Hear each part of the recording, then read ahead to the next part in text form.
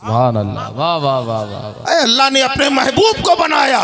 ये हमारा कारखाना और है, कारखाना एक कुदरत और है। रब ने फरमाया मोहम्मद बन जा, इतना कहना था। नूरे मुस्तफ़ा जलवागर हो गया। अभी आपने नीचे नीचे की तकरीर सुन ली थी, मैं जरा ऊपर ही ऊपर घुमा रहा हूँ आपको। अल्लाह तबारक व तआला ने अपने महबूब के नूरे पाक से अपने महबूब के नूरे पाक को बनाया। नूर ने नूर को देखा, नबी के नूर ने रब के नूर को देखा, सर सजदे में रख लिया।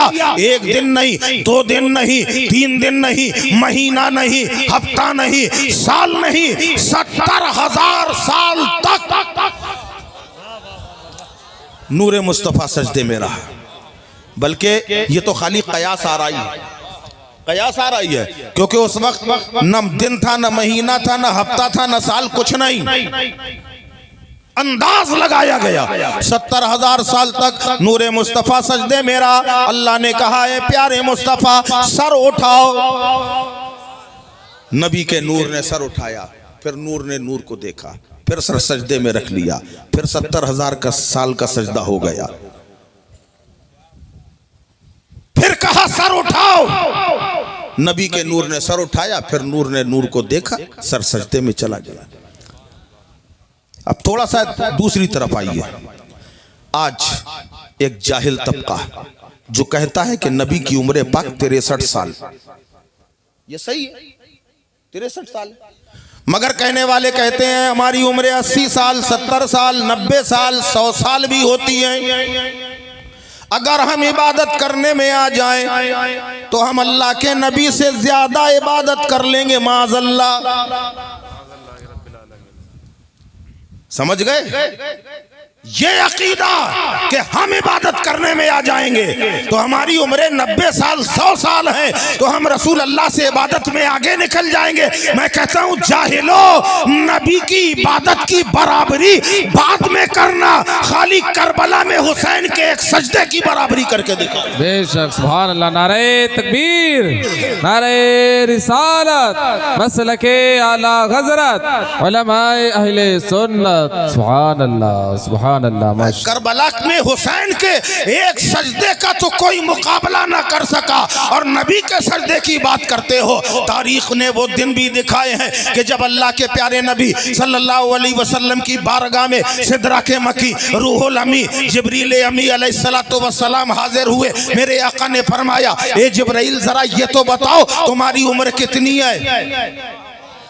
बोलो बोलो। कहा जिब्राइल तुम्हारी उम्र कितनी है? हजरत जिब्रील अमी अलैहिस्सलातु वस्सलाम कहने लगे या रसूल अल्लाह ये तो मुझे मालूम नहीं कि उम्र कितनी है, मगर आका बहुत लंबी उम्र है। मेरे नबी ने फरमाया ए जिब्राइल याद करो जरा, सोच समझ के बताओ कितनी उम्र है। कहने लगे या रसूल अल्लाह बहुत लंबी है। का फिर भी कुछ याद करो। अर्ज करने लगे आका इतना मालूम है चौथे आसमान में एक सितारा चमकता था 70,000 साल में एक बार। जिब्रील अलैहिस्सलाम कहने लगे या रसूल अल्लाह उम्र का अंदाजा तो नहीं है, मगर इतना मालूम है कि चौथे आसमान में 70,000 साल में एक बार एक सितारा चमकता था और मुझ जिब्राइल ने उस सितारे को 72,000 मर्तबा देखा। सुभान अल्लाह, सुभान अल्लाह, सुभान अल्लाह, अल्लाहु अकबर। अब जरा अंदाजा लगाओ जिब्रील अलैहिस्सलाम की उम्र कितनी है। मेरे आका फरमाते हैं ऐ जिब्राइल जानते हो वो सितारा कौन था? अर्ज करने लगे अल्लाह उसका रसूल जाने। का अना जालिकल कौकब, वो सितारा मैं ही था जो 70,000 साल में एक बार चमकता था। जिब्रील अमी अर्ज करने लगे या रसूल अल्लाह आपने जो कह दिया हक का, हमने मान लिया वो सितारा आप ही थे, मगर आका 70,000 साल में एक बार नजर आते थे और बाकी 70,000 साल तक कहाँ रहते थे? तो मेरे आका फरमाते हैं ऐ जिब्राइल जब सजदे से सर उठाता था तो सितारा बन के जगमगाने लगता था और सर सजदे में होता था तो मैं नजर नहीं आता। अल्लाहु अकबर। वो नबी है जो 70-70 हजार साल अल्लाह की बारगाह में सरे नयाज खम कर रहा है। अल्लाह ने इरशाद फरमाया, ए प्यारे मैंने तुझे अपना महबूब बना लिया, दर्जा महबूबियत मिल गया। अब जरा सोचो आप कितने मुकद्दर वाले हो।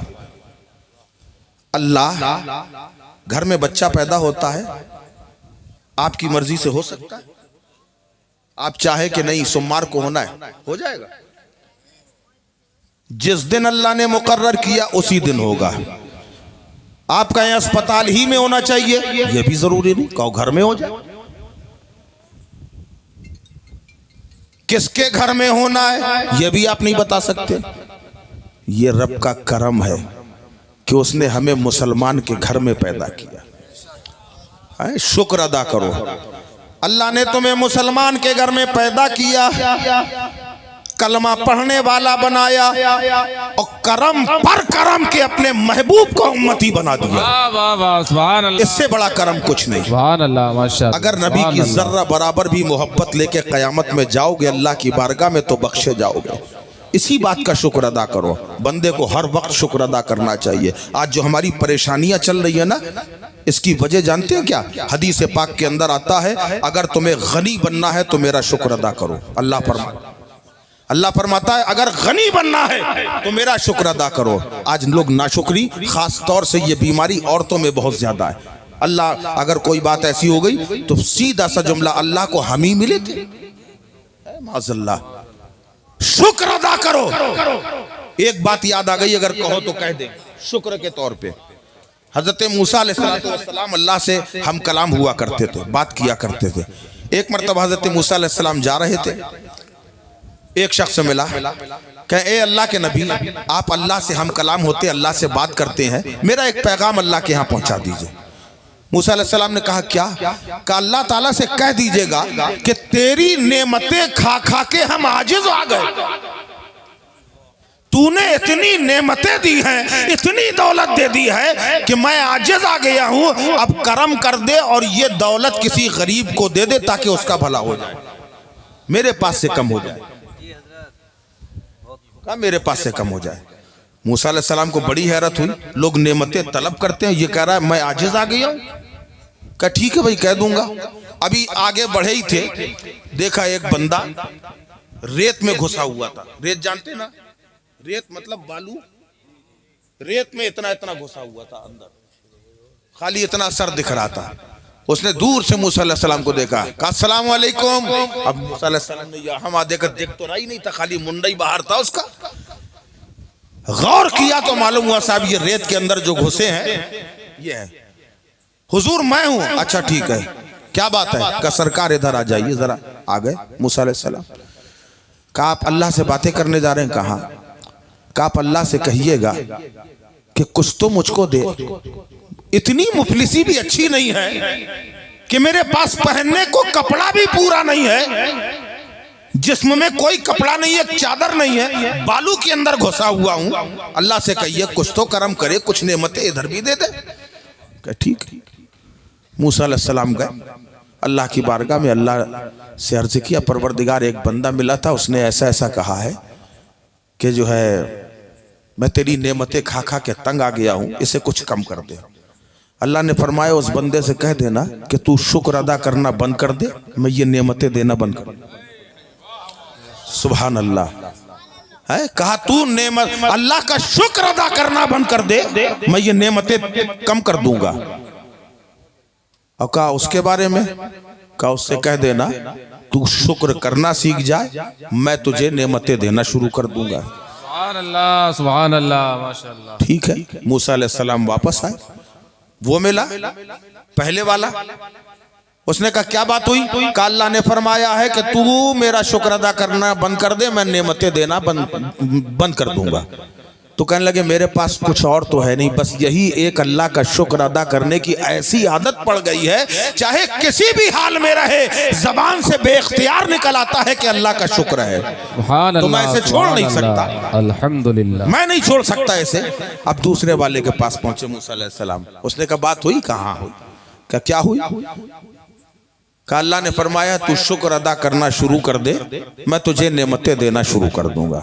उसने कहा किस बात का शुक्र अदा करूं, कपड़ा तो है नहीं पहनने को, और शुक्र अदा करूं? इतना कहना था, ऐसी आंधी तूफान आई कि जो छिपा था वो नंगा हो गया। तो आपने फरमाया देख, अगर तूने शुक्र अदा किया होता, इसी बात का शुक्र अदा कर लेता कि कम से कम रेत में सतर तो छिपा हुआ है, तो तुझे बरहना न होना पड़ता। अगर तू नेमतें पाना चाहता है तो अल्लाह का शुक्र अदा करना शुरू कर दे। हर हाल में शुक्र अदा करो। सबसे बड़ा तो शुक्र उस मालिक का ये है कि उसने अपने महबूब का उम्मती बनाया, इससे बड़ा क्या शुक्र अदा करें। बहरहाल अल्लाह तबारक व तआला ने अपने महबूब आज़म सल्लल्लाहु अलैहि वसल्लम को बनाया। बनाने के बाद शेख साहिब तफसीर कबीर अपने एक रिसाला जिसका नाम है बकाइक, उसमें लिखते हैं कि अल्लाह तबारक व तआला ने एक किंदील के अंदर अपने हबीब के नूर को रखा। वो नूरे पाक को जिस हालत में दुनिया में लाना था, यानी जिस्म के साथ, और तमाम रूहों को पैदा किया। उसके बाद अल्लाह ने इरशाद फरमाया मेरे महबूब के चारों तरफ चक्कर लगाओ। सारी रूहें चक्कर लगाने लगी। उसमें हम भी थे, आप भी थे, अपने भी थे, पराए भी थे, सुन्नी भी थे, वहाबी भी थे, अहले हदीस भी थे, गैर मुक़ल्लिद भी थे, तमाम लोग थे, काफिर भी, मुशरिक भी, मुनाफिक भी। जितनी रूहें दुनिया में आना थी, सारी रूहें चक्कर लगा रही थी। फिर अल्लाह ने 1 लाख बरस के बाद, 1 लाख साल के बाद अल्लाह ने फरमाया सब ठहर जाओ। सारी रूहें रुक गई। फिर रब ने इरशाद फरमाया कि अब मेरे महबूब की ज़ियारत, अब मेरे हबीब की ज़ियारत करो। इतना कहना था, आशिक घूम गए, दीवाने घूम गए, नबी का सरापा देखने लगे। और जिसने जिसने नबी के सरे मुबारक को देखा, अल्लाह ने उन्हें दुनिया में बादशाह बना दिया। और जिन्होंने नबी की पेशानिये मुतहर को देखा, अल्लाह ने उन्हें वजीर बना दिया। जिन्होंने नबी की चश्माने करम को देखा, अल्लाह ने उन्हें हाफिज़े कुरान बना दिया। और जिन लोगों ने नबी के दंदाने मुबारक को देखा, अल्लाह ने उन्हें नक्काश बना दिया। जिन लोगों ने नबी के हुल्कुमे मुबारक को देखा, अल्लाह ने उन्हें वाइज और मुअज्जिन बना दिया। जिन लोगों ने नबी के सीने अक़दस को देखा, अल्लाह ने उन्हें आलिम मुज्तहिद बना दिया। जिन लोगों ने नबी के दस्ते मुबारक को देखा, अल्लाह ने उन्हें फय्याज और सकी बना दिया। जिन लोगों ने नबी के कदमे नास को देखा, अल्लाह ने उन सबको मुस्तफ़ा का उम्मती बनाया। सुभान अल्लाह, नारे तकबीर, नारे रिसालत, जश्न ईद मिलादुन नबी, मसलके आला हज़रत। सुभान अल्लाह, सुभान अल्लाह, माशाअल्लाह, अल्हम्दुलिल्लाह। जज़ाकल्लाह, अल्लाह सलामत रखे। इन्होंने मुझको, क्या नाम है आपका? फैजान अशरफ साहब ने मुझे ये ताज अता किया है, तोहफ़ा मोहब्बत है, और मैं कबूल करता हूँ। अल्लाह की बारगाह में दुआ करता हूँ, परवरदिगारे आलम कल हश्र के मैदान में प्यारे आका अलैहिस्सलातु वस्सलाम की जानिब से भी इनको कोई ऐसा खूबसूरत तोहफ़ा अल्लाह अता फरमाए। सुभान अल्लाह, आमीन, अल्लाहुम्मा। दरूद पाक पढ़े, अल्लाहुम्मा सल्ली अला सय्यदना मौलाना मुहम्मद वसल्लम सलातुम व सलामुन अलैका या रसूलल्लाह सल्लल्लाहु अलैहि वसल्लम। मैं वहीं नहीं घूम रहा। अब आओ जरा नीचे आते हैं। अल्लाह ने बनाया सबसे पहले और भेजा। बोल दो यार, हमें मालूम है टाइम तो ज्यादा हो गया, क्या करें बताइए? बंद करें 2 बजे तक? देखिए भाई 10 मिनट बचे, वो बाद में। अब अल्लाह ने बनाया सबसे पहले और भेजा सबसे आखिर में। क्यों? इसकी वजह क्या है जानते हैं आप? आखिर में जो आता है लोग उसको ज्यादा पावरफुल मानते हैं, है ना? ऐसा सुना है हमने। अब जैसे देखिए अभी बहुत सारी तकरीरें हुई, एक से एक शानदार तकरीर, आखिर में कौन आया? हम। हालांकि इस काबिल नहीं है, मगर निस्बते मुस्तफ़ा के वजह से इन्होंने मुझको ज्यादा अहमियत दी, ठीक है ना। तो इन्होंने बड़ा समझा। और आगे आइए और आपके जहनों के करीब आ रहा हूं। आप खाना खाते हैं?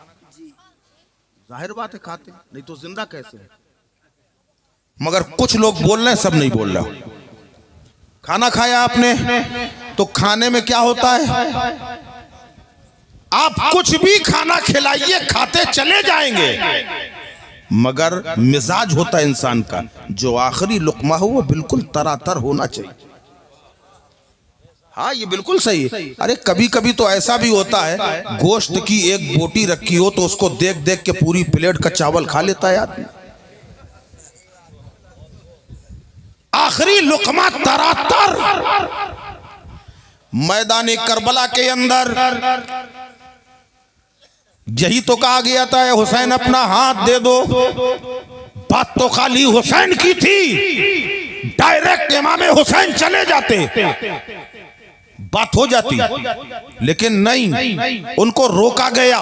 गोया रब की मशीयत रोके हुए है, ऐ हुसैन अभी तुम ना जाना, अभी पहले लोगों को भेजा जाएगा, एक के बाद एक भेजे जा रहे हैं। आशिकों को भेजा जा रहा है, दीवानों को भेजा जा रहा है। हबीब इब्ने मुजाहिर तुम चले जाओ, ए जाबरी शहजादो तुम चले जाओ, जुहैर बिन कीन बिजली तुम चले जाओ, मुस्लिम बिन औशद तुम चले जाओ, इमाम कासिम तुम चले जाओ, अली असगर नन्हे तुम चले जाओ, अब्बास अलंबरदार तुम चले जाओ, शहजादा अली अकबर तुम चले जाओ, औनो मोहम्मद तुम चले जाओ। सबको भेज दिया, और जो सबसे ज्यादा पावरफुल था उसे आखिर के लिए बचा लिया गया। इमाम हुसैन को आखिर के लिए बचा लिया गया। पता चला जो सबसे ज्यादा चहीता होता है, जो सबसे ज्यादा प्यारा होता है, सबसे ज्यादा अजमत वाला होता है, उसे आखिर के लिए रोका जाता है। रब ने भी तो यही किया है। आदम तुम जाओ, ए नूह तुम चले जाओ, ए जकरिया तुम चले जाओ, ए सुलेमान तुम चले जाओ, सबको भेज दिया, महबूब को बचा लिया। महबूब तुम ठहर जाओ। बेशक बेशक बेशक, सुभान अल्लाह। महबूब तुम ठहर जाओ। जुलूस निकलता है 12वीं शरीफ में, जुलूस निकलता है कि नहीं? जरूर निकलता होगा। आपके हाथों में झंडे भी होते होंगे। अभी आपने सुना था जब सरकार तशरीफ लाए, 2-3 झंडे आए, एक खाना काबा में लगा, एक मशरिक में, एक मगरिब में, इतना हमने सुना था। इसके बाद, इसके पहले आखिर में शायद नहीं सुना था। तो जो सुना था मुझे याद है। झंडे लेके आप चलते हैं कि नहीं? चलते ना? हाँ, ये सुन्नते मलाइका है। झंडे लेके चलना सुन्नते मलाइका। बहुत सारे लोग गिराने में लगे कि हटाओ झंडे हटाओ, ये शिर्क है। एक छोटा सा गांव था यार, क्या बताएं कारी साहब, हमारा थोड़ा सा मूड बढ़ गया। सुभान अल्लाह, सुभान अल्लाह। एक छोटा सा गांव था, वहां के बड़े सीधे साधे लोग थे। वो ये नहीं जानते थे कि अकीदा क्या होता है, सुन्नी क्या है, वहाबी क्या है, देवबंदी, कुछ नहीं जानते। बिल्कुल सीधे सिंपल आदमी थे वो। एक शख्स आया शहर में, आके उसने देखा 12वीं शरीफ कल है, एक दिन पहले आया, देखा लोगों के घरों में झंडे लगे हैं, एक एक घर में 2-2 3-3 झंडे लगे। उसको बड़ा अच्छा लगा, क्या हसीन मंजर है, क्या खूबसूरत मंजर है। एक झंडा उसने भी खरीदा, खुशी खुशी आया। शाम का वक्त था, अपने घर की छत पे उसने झंडा लगा दिया। जैसे ही झंडे पे इमाम साहब की नजर पड़ी, उन्होंने कहा ये क्या है? उसने कहा झंडा है। का उतार से शिर्क है, बिदअत। मैंने आपसे बताया था वो सीधा साधा था। गया जल्दी से, डर गया, जल्दी से उतारा, लपेट के उसने रख दिया। अब वो सब मगरिब के बाद 4-5 गाड़ियां आई, उसमें बड़े बड़े नेता थे, सारे नेता आए। लोगों से पूछा यहाँ का सबसे ज्यादा पावरफुल इंसान कौन है, जिसके इशारे पे सब चलते हैं, जिसकी बात सब मानते हैं? लोगों ने कहा इमाम साहब है, उन्हीं वही है, उन्हीं की बात सब मानते। सारे लोग वहां पहुंच गए। कहा इमाम साहब हम चाहते हैं कि हमारी पार्टी की आप ज्वाइनिंग कर लीजिए। मैं आपको नेता बनाना चाहता हूं अपनी पार्टी का। मैं किस पार्टी का नाम लूं? जो पार्टी यहां ना हो उसका नाम बता दो। मैं ये खाली आपको जो है उदाहरण दे रहा हूं। आप ये ना समझिएगा कि मैं किसी पार्टी की तशहीर कर रहा हूं। मैं कोई तशहीर नहीं कर रहा हूं। चलो कांग्रेस को मान लो, वो कांग्रेस का झंडा दिया उन्होंने, लेटर पैड में लिख के दिया कि आज से इमाम साहब कांग्रेस के नेता हो गए। ठीक है साहब, हो गई बात। फजर की नमाज पढ़ के जैसे ही सारे लोग बाहर निकले, उन्होंने देखा इमाम साहब के घर में कांग्रेस का झंडा लगा है। वो सीधा साधा जिसका झंडा उतारा गया तो उसने करीब आया, कहा इमाम साहब ये क्या है? उसने कहा देख नहीं रहा ये झंडा है। कहा ये क्यों लगाया है?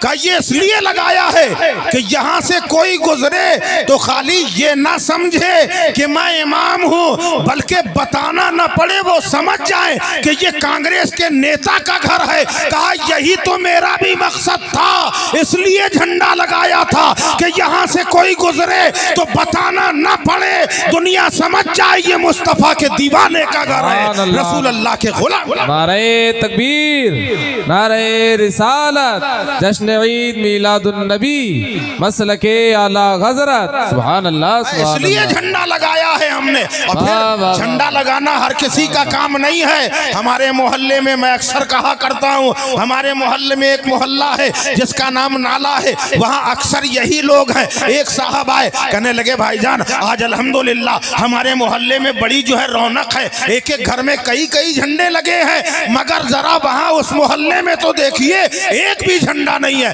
ऐसा लग रहा है मातम छाया हुआ है, किसी की मट्टी हो गई है, ऐसा लगता है कोई मर गया है, वहां सन्नाटा छाया है। मैंने कहा किसकी बात कर रहे हो, किस मोहल्ले की? वहां क्या मुसलमान रहते हैं? कहा हाँ हाँ मुसलमान रहते हैं, अपने आप को मुसलमान कहते हैं, हमसे ज्यादा नमाजें पढ़ते हैं, हमसे ज्यादा रोजे रखते हैं, हमसे ज्यादा तिलावत करते हैं, हमसे ज्यादा ज़कात देते हैं। हाँ वही लोग। मैंने कहा उनकी बात ना करो, हमारा ये काम सखी लोगों का है जिनके पास पहनने के लिए पजामे का कपड़ा पूरा नहीं है, वो झंडा कहां से लगे? है? और फिर झंडे उतरवा रहे हैं कि ये झंडे शिर्क है, बिदअत है। मैं चैलेंज करता हूं, आओ आओ सारे इंसानों के घरों के झंडे उतार दो, मगर आमदे मुस्तफा में अल्लाह ने जो झंडे लगाए हैं कयामत तक तुम्हारी नस्लें मिट जाएंगी, मगर तुम उन्हें नहीं हटा पाओगे। जितने दुनिया में दरख्त हैं, हर दरख्त को देखो वहां एक पतली सी डंडी है और झंडे के जैसी पत्ती लगी है। ये अल्लाह ने महबूब के लिए लगाया है और कहा है ऐ महबूब अगर तुम्हें पैदा करना मकसूद न होता, न मैं जमीन बनाता, न आसमान बनाता, न ये दरख्त होते, ये जो कुछ भी है सब तुम्हारी आमद की खुशी में बनाया। बेशक सुभान अल्लाह अल्हम्दुलिल्लाह। वो जो न थे तो कुछ न था, वो जो न हो तो कुछ न हो।